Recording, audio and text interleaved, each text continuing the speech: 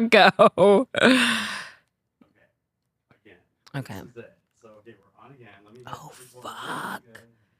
Of course it would go now. Yeah, look good. Uh-huh. Hi. Yes. Did we get it? Girl.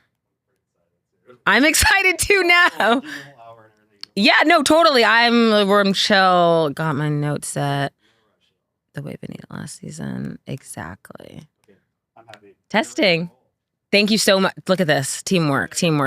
No, and I don't know engineers. I don't know technological. We're good. We did. And it's a new moon in Capricorn. Locked in. Okay. All right. Hi, guys. Testing. Welcome to all new episode of Black Girl Can't Cook. Hi, you guys. I'm your host, Brianna Paulins. This is a podcast on body image healing, cooking, self-love, eating disorder recovery, the Real Housewives. It's snowing in New York. It is a new moon in Capricorn. Happy birthday. Whose birthday? Happy birthday. It's January. I have two grandmothers, as we all do. If you come from, both my grandmothers are Capricorns and they're black. I'm American. What do you know about a Capricorn? Very cold, very hard, the goat, very capable, very determined, very nurturing, very private. And now we're entering a new season, a new year. We have to do a cold open. Iran has put a hit out on Donald Trump. Girl. Okay, last week, Christmas break, grandma, the elders, they love the news. Let me exit out of TikTok. I was like doing comments, this, that. We'll come back. Iran told Donnie, if you want to fuck around and find out, we will do it. Listen, at this point, you need to live your life. You actively need to be enjoying the people around you, calling your friends, calling your family. Black Americans, people of color, this is not about us. This is something America has to go through. And I mean, grandma, whom I love, who turned 87, 82. No, she turned 87. She's close to 90. Nana, I don't know how you watch the news. How do they watch the news? They watch the news every single night. It's too much. It's stressful. Iran. And what did I have in my notes? I do feel triggered. Born in 1994.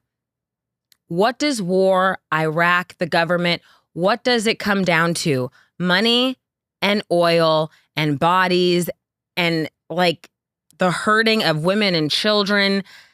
But what did we first say? Money and oil. And I think at the root, control. If you're to look at the Oscar films, all the movies, the only reason why one battle after another, Paul Thomas Anderson, should win is because the tone, the Christmas men adventures, Mr. Christmasman, the white men in the boardroom. Baby girl, that is America, and they know their time is up. It's up. Donnie, count your fucking days. Not me. But Iran, what are you doing? We're living in a dictatorship. I love that I can post this on YouTube. Live from WTF Media Studios, Black-owned, Midtown location with a great engineer. Let's get into it. Happy New Year. Are we still saying it? I'm still saying it. I'm still like, what's happening? It's snowing in New York. Already said that. The Real Housewives. Andy Cohen. You see my TikToks. The big announcement was NeNe Leakes is back. She is back and she's coming to Bravo on the Real Housewives road trip. I also think it's going to be a layaway spin into her return into the Real Housewives of Atlanta. And this timeline in America, I really am talking to you, Black American young girl, dark skin, Black girl, whomever. It's about us. The matriarchy is rising. If anything, Donnie can be in power for 5 years, 5 days, 8 years. My dreams are going to become a fruition. They're going to come true. Bethany Frankel, big mad, big mad. This white woman who does not eat food, allegedly, had some situation on her face. Her daughter, a child with titties out on the internet. And also, Jason Hoppy. If you want to have a sit down, let's sit down, because the Hollywood children and white women, their only currency is attention. And this is what happens when you take the father and the daddy out the household. NeNe Leakes is back. Black American women are up. Bethany was like, well, why? Why? NeNe Leakes did sue her employer. She sued NBC. She sued Bravo. They settled out of court. What does that mean? She walked away with girl, I don't know. But Bethany was so puzzled. I've never heard of this. How could this happen? Bethany, you are not a black woman. Black women are magic. They move differently than you. They do. I don't know what you want to say. I don't know what you want to do. And she's bitter. Bethany is Donald Trump in drag. And with like a lot of white Americans and the MAGA, you guys got what you wanted. You got Donnie in order, in class, and you're still mad. You're still upset. And I love this creator. I love this TikTok. We're not calling it white supremacy. We're calling it white narcissism. There's a sickness. There's a disconnect. Bitch, it's like The Walking Dead. I'm so serious. NeNe's back. The Golden Globes. Last weekend, they hate sinners. They hate Ryan Coogler. The end of Sinners is so important. It's so important. It's so crucial because Johnny, the white man, is down. The white man is down. And the Academy, Old America, Donald Trump, okay, in one stance, you could be like, the birth rates are down. There's not going to be enough white Americans. Their time is up. They are scared. But also, Indigenous people and Black Americans, Native Americans, Asian Americans, we blossomed and grew this country. And energy never lies. Energy never dies. And just the times, the turning, bitch, it's all in the stars. It's all in the energy. It's all in the stars. I really can't. Sinners got shut out. They did not even air. The Swedish man, he won Best Score. They didn't even air his speech. Sweet baby Jesus. Heated rivalry. Girl, Hollywood is big mad. And I said last week, this is so great for artists because these young kids were just working at the coffee shop and hit big. Isn't that artistry? Shouldn't you be like working your part-time job and like making your art and then one day you just make it, hit it big, or you work hard for it, you land the role, you audition, and then it happens? Hollywood is stank. Stanky. Fuck them. Fuck the nepotism. Nepotism has ruined the industry. Someone said like, these children should be fucking producers, executives, cinematographers. Half of y'all can't act. Mommy and daddy hates you. Nick Reiner, MK Ultra. Girl, I don't know, but like the boys are woke. They didn't do Fashion Week. I mean, just Hollywood is so stale. Did you see SJP? She got the tribute, the Caroline Burnett. I did say like manifesting. This year, I will see Carrie Bradshaw at an establishment, New York City restaurant. It will happen. Carrie Bradshaw, she means a lot to us. She is a testament in time. And I think with the feud of Kim Cattrall and SJP, women go through breakups, right? I think in the workplace, there is something to be said about money, equity, about knowing your worth. And two, there's this thing of like, are we friends? Are we acquaintances? Are we best friends? Does something happen? Hey, bitch, do you play in my face and think it's cool because we're coworkers? No. There's like real life at stake. I'm on both of their sides. They both got a happy ending. Sam Jones, Kim Cattrall married her longtime sweetheart, and like SJP, I relate to her because like SJP grew up poor. She grew up poor. She is like a childhood actress who's not fucked up, who loves her family, who has a nice husband.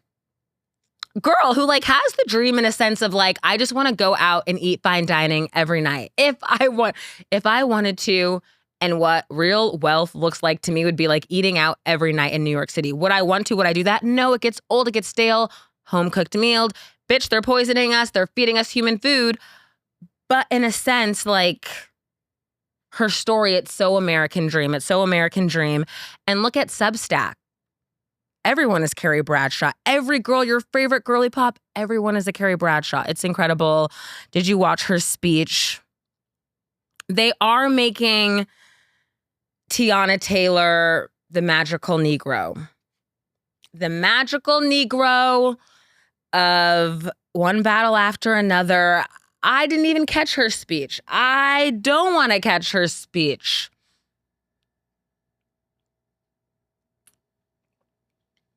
But you have to ask yourself, why not Sinners? Why not something that's so moving, so deep, so rooted? Oh, you could say, the Oscars don't do horror. They don't do Ryan. Yeah, stale, fuck off. They want to be like, here you go, blacks. Here you go, blacks. You got your... Tiana Taylor was in one battle after another.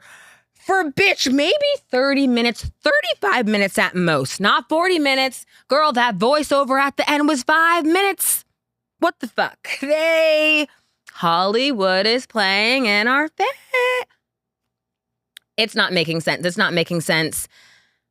I loved Tiana Taylor's debut, 1001, directed by a black fucking female director. We're going to get into that later, Film Club. It's on Amazon Prime, set in Harlem, pre-gentrified the last 20 fucking years. So moving, so deep. Tiana Taylor is a fantastic artist. Dark-skinned black American girls, we need her. I'm so happy. All that is true. But the Academy giving us this little cherry pick and now the photo shoots and the thing. And I don't want to see her speech because like it almost... Bitch, you want to be inspired? Go see Halle Berry's speech. And if we're to speak of Halle Berry and her iconic Oscar-winning performance, what was that for? It was for Monster Ball. Who was she riding and jiving and... Girl, Billy Bob. I can't see that movie. That movie's traumatizing. I put it up there with Precious. But we have our magical Negro. We have our girl... I don't know. If anything, Benicio del Toro should get Best Supporting Actor, the Harriet Tubman. What are your thoughts, though? And now they're just, oh my God, giving Timmy all the accolades, sucking him hard. Murray Supreme.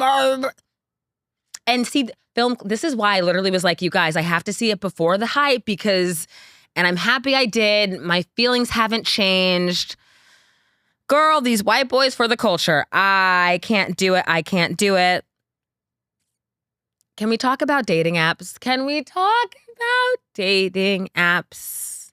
I'm on one and I'm just pulling the plug, pull it because I'm about to get the fuck off of it. Yellow. And you know what color? Podcast will get a rebrand. I need a new cover. It's the heart center chakra. It's one of like the main expressive Bumble. Bumble was made, programmed. The girl came from Tinder. Oh, women make the first move. We'll get to that in a second, bitch. These men on Bumble, I just don't know what is going on. Why would you have a group photo as your first photo? And I'll tell you why you'd have a group photo as your first photo. You are insecure. You are unattractive. You gimmicks, tricks. Why would you be facing away from the camera? Why would you have a GUN in the camera? Why do you have kids? Why do you have a woman? Why do you have... These men, I knew it. Roll the cameras, pull the clips back. Dating apps are a humiliation ritual. dating apps are not for, it's not normal for anyone to be like, oh, swiping. Like, that's like not a normal human state. And these men just don't they look unwell. They look malnourished. They look like they don't brush their teeth. They don't bathe. And then when you do like you'll do a right swipe, and if you get no matches, or if you get like one match like every like 8th day, you do question yourself. And also which one of you hoes are paying? Girly Pop, PE. Hi, if you're not in New York, private equity. These fucking Wall Street bros buy up these companies. Don't point the finger. Solid core is PE. But listen, the dating apps have taken over because the private equity companies are making a monetary gain. They don't give a fuck about love. They don't give a it's all money, algorithm playing in our faces. So like, what are we doing? Why do you see how I look? I should not be on a dating app, but I was like, give it a chance, try to date. It's horrific. No, I've matched with some people, haven't had a single conversation, but just what I'm seeing. And then this is like the bar, you guys. In my every-to-day New York City life, there are hot, attractive men everywhere. They're everywhere. They're outside. They're outside. They're on the train. They're outside. They're outside. Late from the movie theater last night, solo date, double feature. Last train car. Oh my God, this is my new thing. I will get off at 59th Street and bike to 120, you know what? Because it's like the energy gets dark, and like always have your mittens, always have your hat. The men on the train, and they're hot and they're tall and they make eye contact. Get the fuck off the dating apps. The dating apps are just not it. And it's like, and I don't want to have like all bad faith in men, but what are we doing? What are we doing? Then you have like the gays, try Tinder, success on Tinder. Then you have the other girls, oh, do Raya. I don't want some like professional photo guy who wants to like compete with me, hates his mom. What are we doing? I will say, the men are outside. Like, they're really outside, and you have to be outside engaging with the men. And I am going to get off the dating app because I don't need that extra time swiping. I could be doing really something with that time. I don't need to be on an app. I do think, right, shadow time, happy new moon in Capricorn. I got dumped like October 2022. It's normal. And I'm a human girl to like want love, want companionship. But if I'm to get into astrology, my astrology chart says like, get to work. It really says like 10th house, Venus, Scorpio. Your 10th house is your career. It's your public image. You get to work, and like my man is somewhere.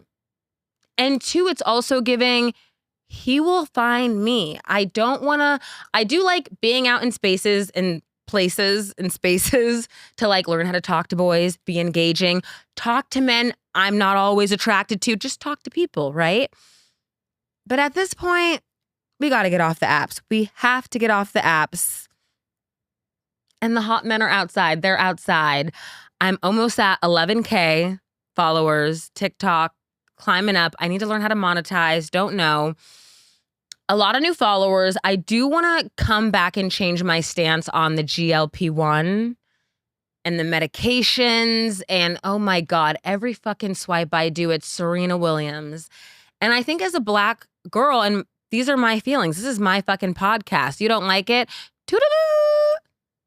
It's upsetting that Serena Williams caved in to white supremacy and the white narcissism and the noise and the bullying and of the, I just want to be small. That's okay. That's like a normal human American girl thing to be.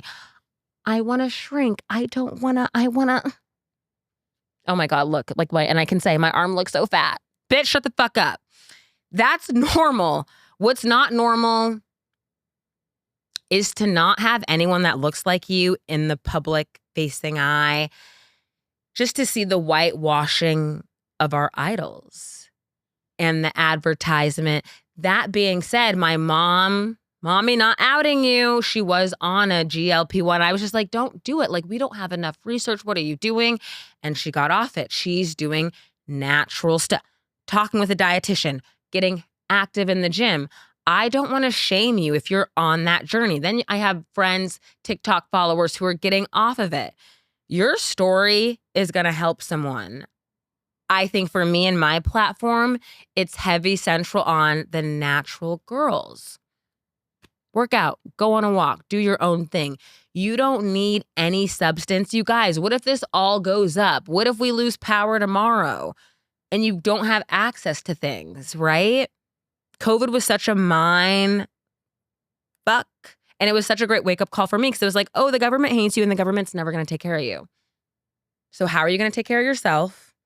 What natural remedies can you do to care for yourself? The new year started and I have a walking club, Grief Walking Club. I'm the founder.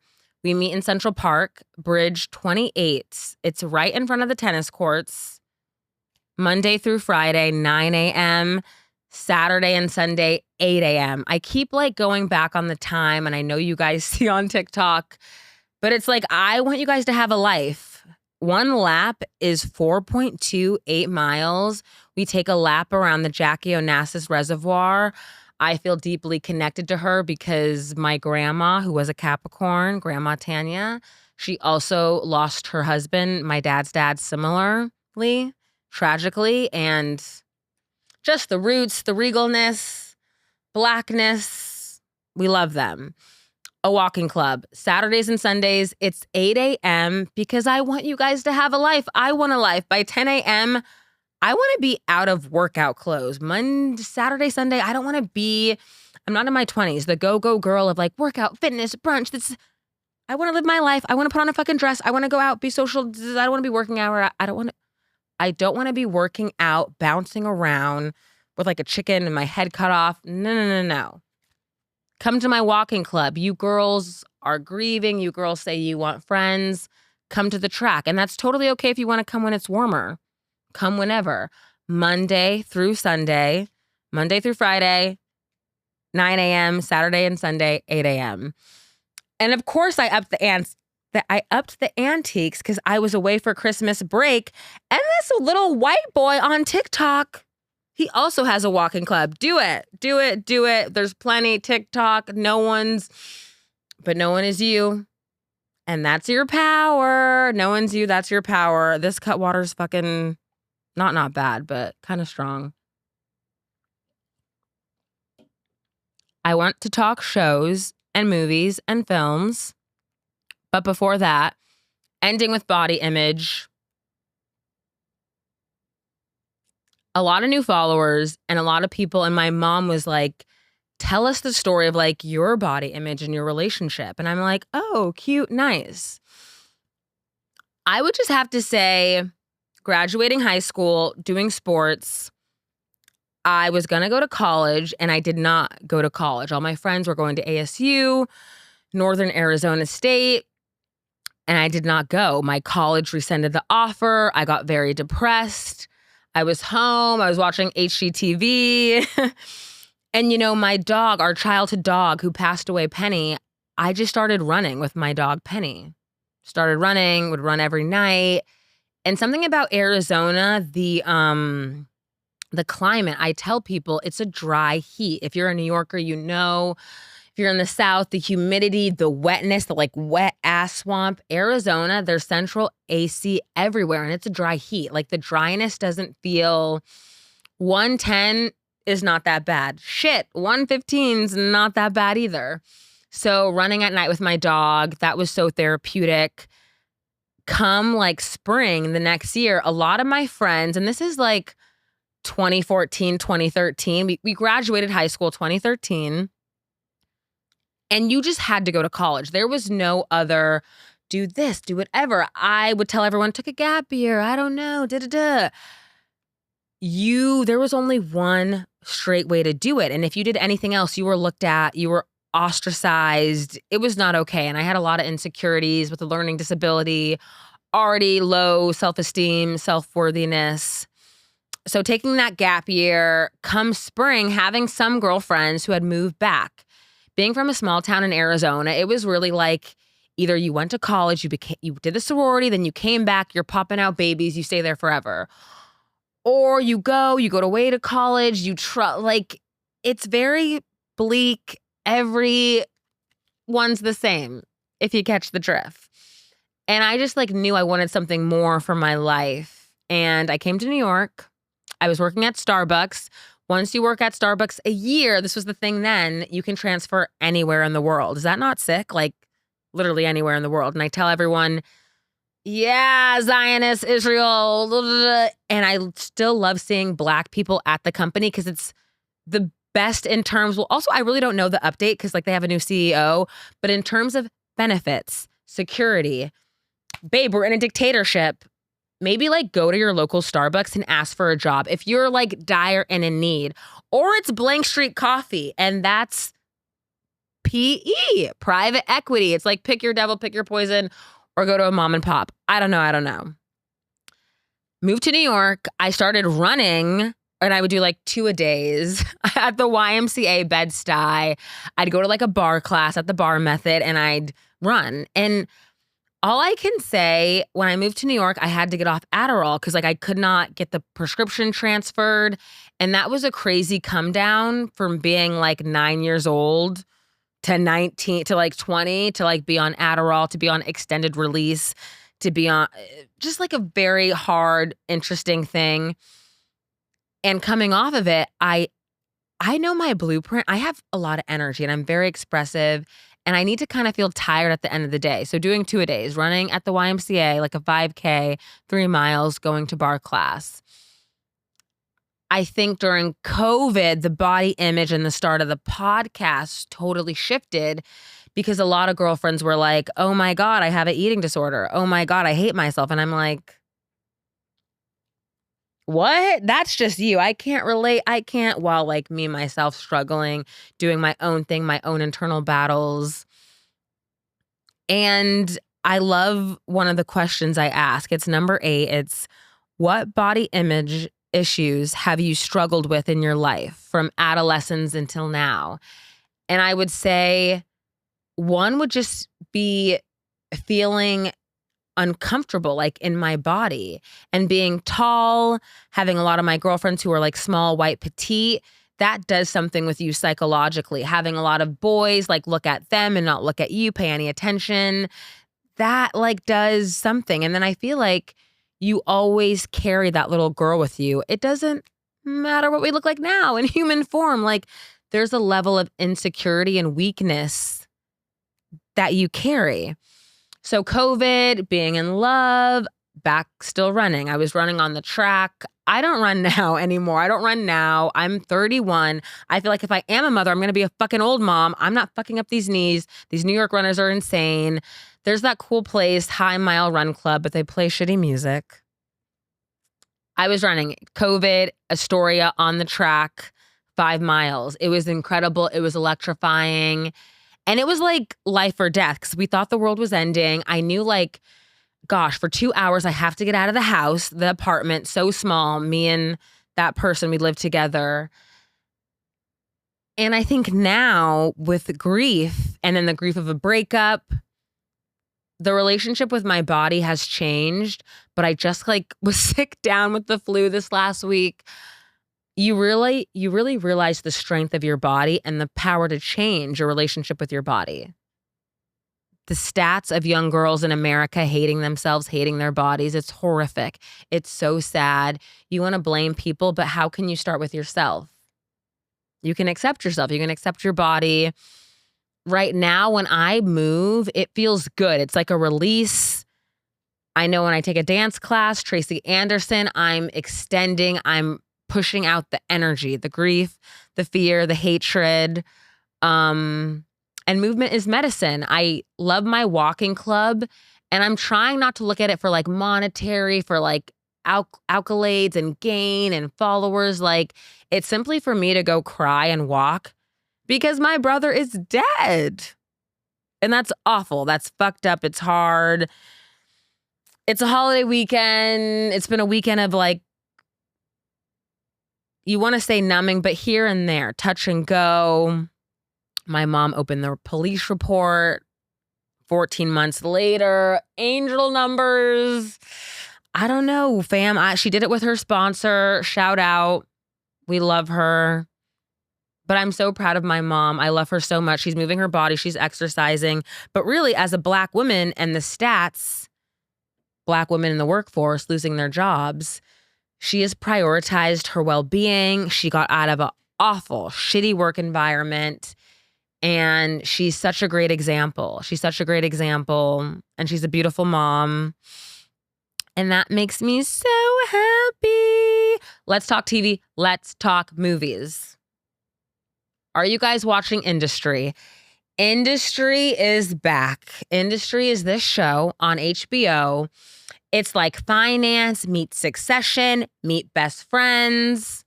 We're on season 4.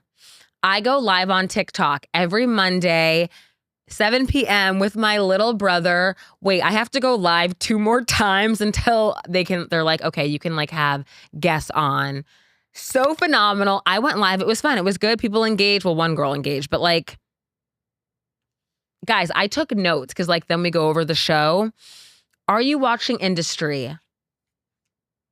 We are so up. We are so up. And before we really get into it, this is how I see the podcast. It's literally going to be Industry. It's really grassroots. We're independent. We're and like one day to you, it's going to be like, oh, just pop, just big. You see me growing. You see the social media.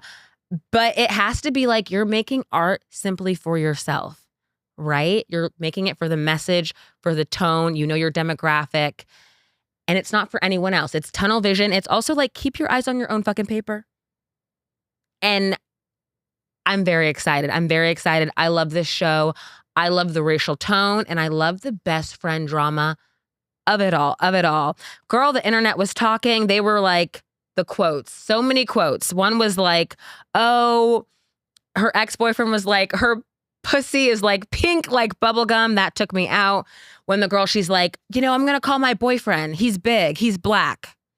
The audience was like, even the boy from Stranger Things was like, well, what does that mean? We know what she meant. Her boyfriend's big and Black. Oh my God. Harper. Did you see the birthday card from Harper's mom? It was like, I guess you get everything you wanted. Happy 30th. Harper's mom's a bitch. A bitch. I mean, I could just go through all the notes. This is the best fucking show. It is the best fucking show. I did make a TikTok about dating, love, romance. Wait, why when the social network of it all, there are these 2 boys, they're fighting over a company, and basically he like kicked him out. That Max guy's so fucking hot, so fucking hot. I need you to watch Elvis and Annabelle. It's like a Lifetime movie network. Blake Lively, but it's so good. Max is so hot. Why did he say something about like I don't even want to repeat.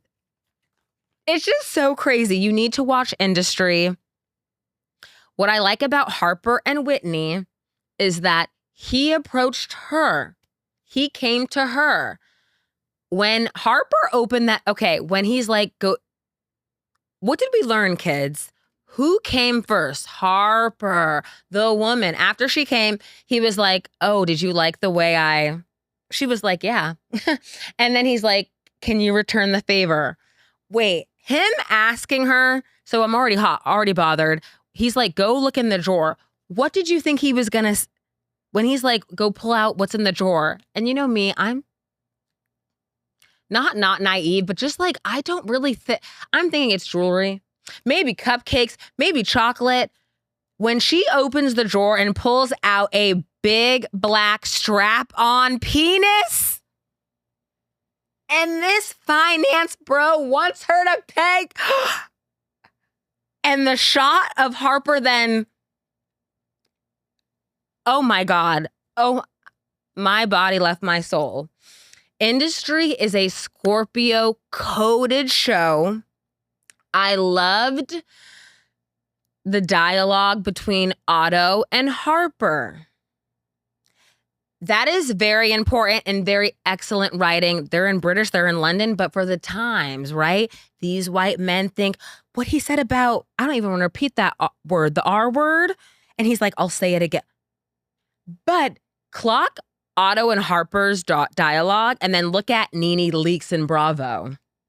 Two realities coexisting, right? Black woman, are you gonna tap in? Are you aligned? Are you divine? But I loved that conversation. Harper's mad. Harper's ready to pop, pop, pop. It's so good. I'm so excited. Ready for Kit Harington. Ready for Yasmin. I love this show too because I grew up with a lot of white best friends, and there is this dynamic, this I'm better than you, but who are you? But I love you so much, but are we equals? There's this real, like, maybe not like racial tone, but there's just like an understanding and there's like a deep love, right? Because if we are, you hate to say it, no, you like it is. You take race out of it, but you can't not people. I'm colorblind. I'm like, shut the fuck up. Shut the fuck up. No one's fucking colorblind. But you do look at friendship as a base level, and it's so deep. It's so multi-layered. Are you watching Industry? Catch me on TikTok live. And also, if you go live, it like pushes you out more. It's great. It's great. Are you watching Tell Me Lies? Tell Me Lies, this white teen show. I mean, and they do it well. I love a show that like just like pops out 3 episodes. These kids are in college. It's like a small college town, upstate New York. They're all bad. They're all liars. It's a horror show. It's not a love show. This Steven man is evil. This episode almost made me sick. But the last 5 minutes of the last episode, episode 3, oh my soul left my body. My soul left my body. I put these 2 shows together because I do want to know what Industry and Tell Me Lies are saying about females and our relationship to sex and to desire. And Lucy's thing, oh my God, girl. She did that fucking confession. She went to that man's house who like looks so like small, but he's so big. Girl, they have relations, but it was the way they had relation. And if you saw the creator, Megan Oppenheimer, Tell Me Lies, she said it is the basis and a storyline of an abusive relationship, of a emotionally, you wouldn't say physically, he's not hitting her, so I guess like emotionally.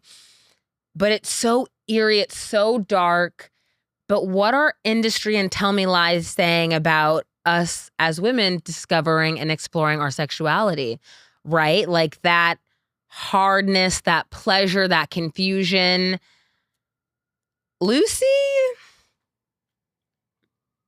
Lucy's for the girl. She's for the girls. And I don't know, fuck, if these men were like, well, so many women would be discovering that side of themselves. But I mean, the timeline is crazy. The timeline is crazy.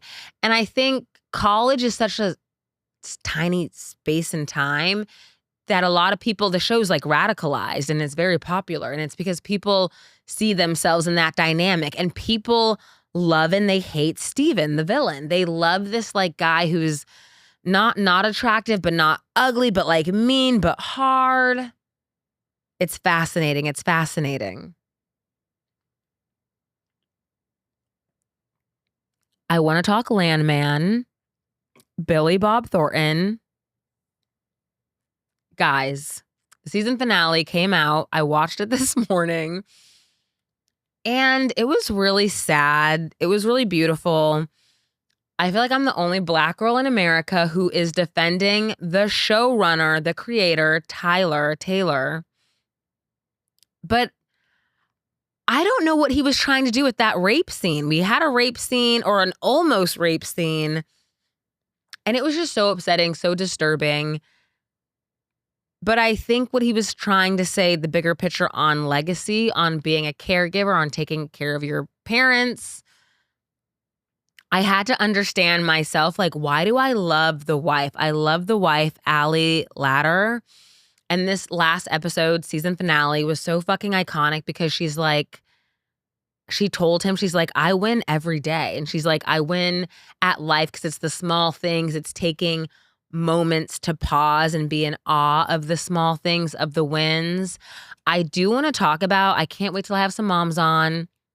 There's like a disconnect from like the white moms and the black moms of like, when they become empty nesters, like the black mamas are happy and joyous and free. And then the white moms are like, something's happening. There's a phenomenon there. But she's so carefree and free-spirited. The daughter's dumb, ditzy, Glenn Powell's girlfriend, great, the role. But I love the wife's character. I wish and only prayed they would write a black woman like her, that. Because when I look at the character, I like see myself not married, not with a kid, not with some old man, Billy Bob Thornton, but it's so beautiful to be like in awe. And I think really to be in present in your life. So many people are not in present. So many people are just like going through the everyday motions. To be grounded, to be present, especially January 2026 while the world's on fire. I think it's such a beautiful gift. Are you watching Landman? And I thought there was going to be like a wedding at the end. It kind of got dramatic at the end, but I loved it. I loved it. And we have a new season next year. Real Housewives. My mom's like, keep it short. Not all of us watch Real Housewives. Mom, this is like the ladies' Super Bowl. Real Housewives, Salt Lake City. It wrapped up. I did not go to the bars. We were saving our money. We have guests coming back. No. And two, a TikToker was like, reunions are like all fluff. Like you really don't need to see them. Nothing really happens. What are our takeaways from Salt Lake City reunion? Heather Gay, get her off my screen. Heather Gay is still insecure. Heather Gay still feels like she's the fat girl who never got skinny. But yet we see the reflection. That's what's so crazy when they say like, too, like money's not going to buy you and give you everything. You can still feel empty and hollow. And you see that with Heather. Lisa Barlow is up. Lisa Barlow, baby gorgeous, is up. Not up so much, babe. You're not a New Yorker. You're from Schenectady. Lisa, you're from Schenectady. What are we doing? Lisa gives like, I'm Biggie, I'm Tupac, Upper East Side, Lisa, you're from fucking Schenectady, bitch. You're not even a city girl. You're not even a Queens girl. You're not even a Staten Island girl. What are we doing? Bronwyn is a good housewife. She's going to age well. I can't wait for her to divorce Todd. Meredith and Lisa, seeing them, it kind of felt like season one. They're back. They're double teaming. Reunions are boring. What did we need? What did we miss? Brittany and Jared, delusional. She's crazy. What I did love about Salt Lake City, we're going to see more of Mary. Mary has said, and the episode will come out this week, this is dropping before, she's not visiting her son in jail. And to me, that is just I made a TikTok. It's very upper middle class black elitism coded. My older brother, and when he was like deep in, it's mental illness, it's schizophrenic, it's drugs, and he did have a stint in jail, and my mom we did not visit him. There's something, I think there's a lot of pride, there's ego, but I think it's self-preservation, and it's so much pain, and I think maybe the kids this day and age, like they don't get to learn lessons. I think my generation, millennials, older millennials, we had to learn a lesson, and Mary not seeing her son, the charges are so sad. They're sad. Screaming ex-boyfriend, crazy, weird. She's not going to see him. And I think that's her choice. Just like my mom had a choice, we had a choice. I do feel grateful. And it was like such a thing I struggled with. I did see my brother at like the mental hospital. I did see him, and I was always so afraid. I'm like, oh my God, the loony bin, the crazy place. But it was actually so For what it was, nice and decent. The nurses were always like, your brother's the sweetest, the kindest. And so many people just like don't have people in those times and spaces. So if you have the strength, because it does take strength to go to a jailhouse, to go to a mental, it takes strength. If you have the strength to show up for the people that you love, because it's very hard. TV shows still on Bravo. Real Housewives of Potomac. Angela is like, fuck you, Giselle. Fuck you, Ashley. What I do like about Angela is she's married. And when you're married, you have to consider your husband. These hoes don't know. What? But do you think they're going to ask her back? Ask her back. She did say some weird shit. Colorist, weird. Are they going to ask Angela back? What do you think? Giselle, go. Ashley, go. Love Monique. Love Stacy. Love Wendy. Nothing else really Potomac's like, what are we doing? The other show that I wanted to talk to you guys about, oh my gosh. Southern Charm, and I'm literally going viral. The Venita and Sally Carson of it all. Now, this is not my bar. This TikToker said it. No, this YouTuber said it. I almost spit out my water. Austin and Craig need to fight or they need to fuck. Like there's, at this point, but also is it like there's no storyline? This is the storyline. You have to watch the after show. The after show is like nearly 40 minutes. It's its own thing on its own. You see the alliances set up. I'm ready for the reunion. I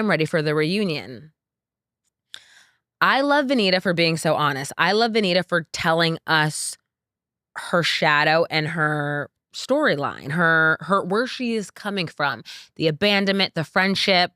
Why are you giving Sally girl a curfew? Why? This is my thing. And I don't want to come for Venita. I don't want to be a black woman. No. And Venita, I'd love to interview you. I love you. I see you. You are just so great, wonderful.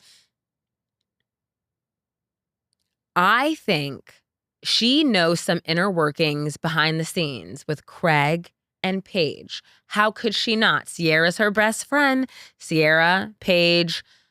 So she knows. If Sally is new, she talked about the pussy palace, the thing, they're bonded, they're besties. She's really just like, girl, this is national TV. This is national TV. I don't want you to get played by some 30-year-old drunk anger boy. So I think Venita just like knows some other inner workings. And that being said, Venita, you don't got to put curfews on your girlfriend. Venita, you have to. That's the thing with girlhood. We can't let our friends just like make their choices.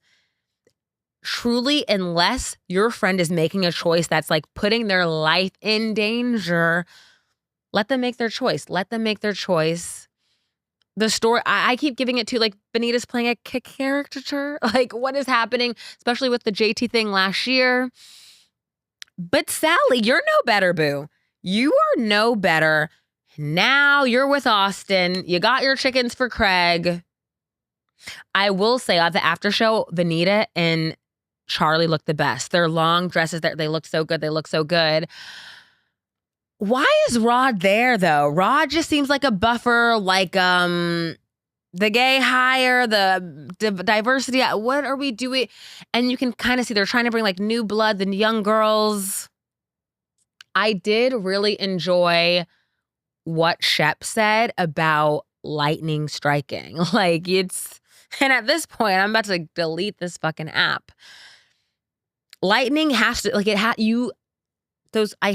don't hate, but those girls, it's luck. You fell in love, you got lucky. It's luck. What kind of shit is that to say? But I do think it is, in a sense, like lightning struck. If it happens, it happens. And you have to be willing to like get your knees scraped. And I love, these boys are sad. These boys are sad and bitter and lonely. And Paige is up. I know Paige is so happy. She's so happy. Film club. Let's talk films. Let's talk movies. Last weekend, I saw The Plague at the IFC. I saw my friend, my He's so viral. He's so like TikTok famous. Love him. The Plague was done by, oh my God, I don't want to be that girl. I can't get the director's name. He's a millennial. He's a white dude. The Plague is set in 2003. These white little children, boys at a swim camp, and like they don't want to get this plague, this like bacteria thing from this other boy.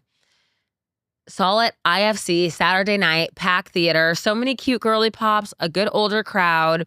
This film was fucking excellent, phenomenal on bullying, on boyhood, on friendship. What I could relate to it was just the inner workings of popularity. Yeah, like bullying, just simply like the basic human instinct and need of wanting to fit in, wanting to belong, and then like,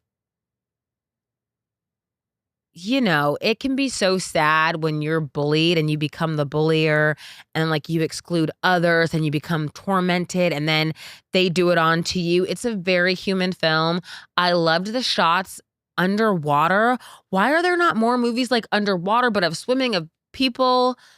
The villains were so good. It was kind of giving Lord of the Flies, but it was just so a bit, life can still feel like a popularity contest. But in that, I still feel very much like double Aquarius, like fuck the status quo, and the status quo is breaking. The veil is gone. You have to like make community and make friends on your own. And then at the end of the movie, spoiler, the kid got the plague. This white lady at the theater went down. She went, like they do like need like a little, hey, at the end of the movie, last 5 minutes, it gets very like, like when the screens go like, you know. This lady was like curled up under.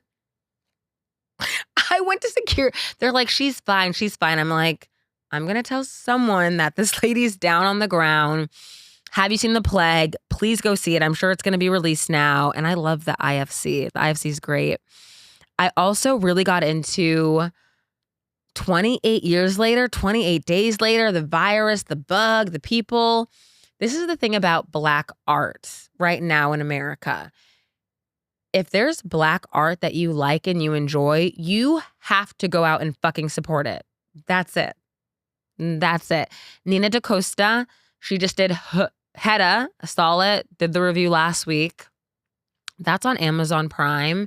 She directed the sequel 28 years later, The Bone Temple. So good, so horror, so gory, so jumpy. Loved it. But before we get there, did you see the first one? It came out last year, 28 years later. Excuse me, it's Aaron Taylor Johnson. It's like him and his son. They like go. It's Ralph Fiennes. It's on Netflix. I need you to go watch this film. It is horror, kind of scary. But the bad guy is like a human man and they call him Alpha. He's like a big man. You see his big ding-a-ling.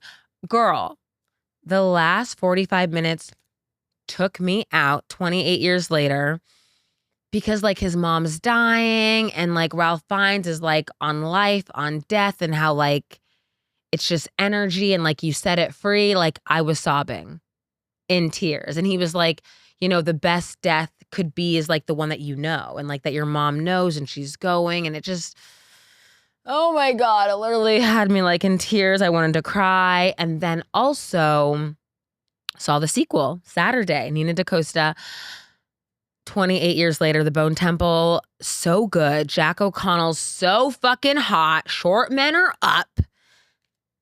What a great villain. I feel like he's like moving towards like the Jack Nicholson career vibe. And remember like he like couldn't work in the States, but who the fuck cares? Who the fuck knows? He's so hot. The film was great. Very entertaining. And the last 30 minutes, I was like, this is a Satan film. You are a Christian girl in a satanic film.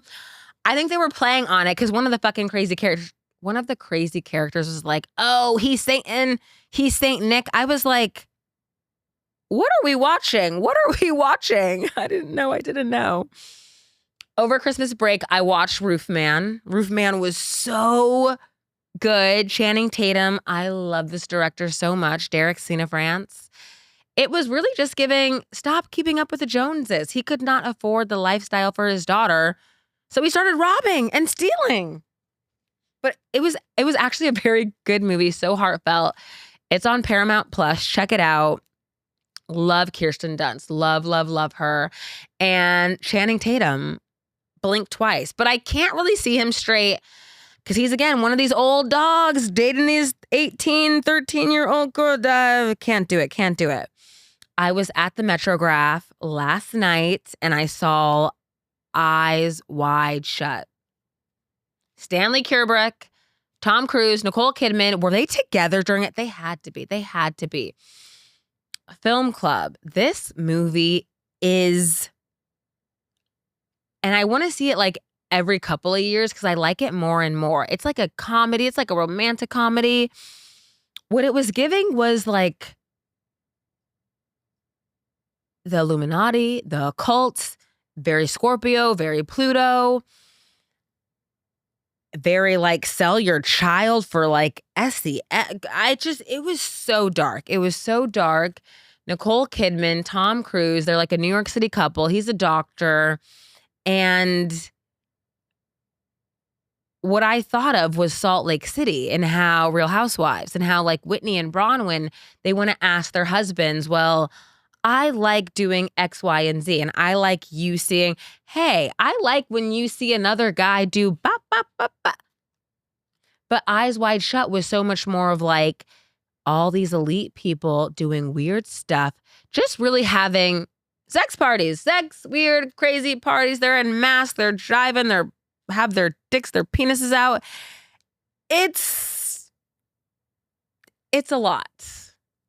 What I loved about it is that New York does not look like that. Having New York shot on film, it's like 80s, early 90s. It's like downtown. Tom Cruise, and again, is something happening with our food supply? Like, men are starting not to look like men. Like they don't, I don't know. Just like he's so regal, so handsome. Nicole Kidman and asking her husband, smoking the joint, the hair, the curls. I don't know if marriage is safe for women in 2026 in America, but we need men. We need companionship. I wanted to say, No Child Left Behind. No Child Left Behind, a Gen Z spin. I have a little brother, and these men, these boys, if you can relate, maybe they're still living at home with our mommy and daddies. Maybe they are just no urgency. We're not going to say loss. We're not going to put any hard, heavy words, projection. But these young men, but again, no child left behind. Know what I told my kid brother? I'm like, one, nigga, don't ask me fucking for money. But two, get a hobby, go to the gym. Like, let's start at a base level. Have a job, get a job, make money, save money. Get a hobby or pick the fucking gym. And I think it's so needed. I have one brother left. I'm like, I don't want you becoming a statistic. I need you to lean into growing up. It's scary. It's hard. Look at me as your fucking blueprint. Yes, I'm a woman, but I don't know, these young guys, they're just down bad. And I'm not going to Scott Galloway it and give them a pacifier. They have work to do. They have shit they need to confront. And also, it's like, can you leave mom and dad alone? Like, you need to go be an actualized self-human. You have to be. And I think it can be said, oh, money, cost, living, but like, we're doing it. Me and my girlfriends are executing. We're doing it. What are these men doing? What are they doing? I need Gen Z boys. No child left behind. Gen Z edition. And I think we need compassion. Compassion right now. Girl, we don't know what's happening in Minnesota, Minneapolis, I don't know. Are you going to actively live your dreams? Are you going to fight for your life, for your freedoms? I'm going to try to do that. I'm excited to have guests back end of the month. I'm excited to reinvent myself. It's a new year. It's a new year. There's so much good music. Jill Scott and her interviews. Are you watching her interviews? Are you catching the drift? Hillary Duff. Hillary, I'm going to start TikToking so much so I get in to see your concert in a month. That's what I'm manifesting. And Yellow Card and Good Charlotte came out with this crazy banger. It's like a blast from the past. I can't even. It's a new moon. It's a new moon in Capricorn. We are wrapping up, and I don't know, fight for your dreams. Don't stay in a dictatorship. Grow up. And I will see you guys not next week, but in the following with guests. Thank you so much for being here. And this is Black Girl Can't Cook. Bye. All right.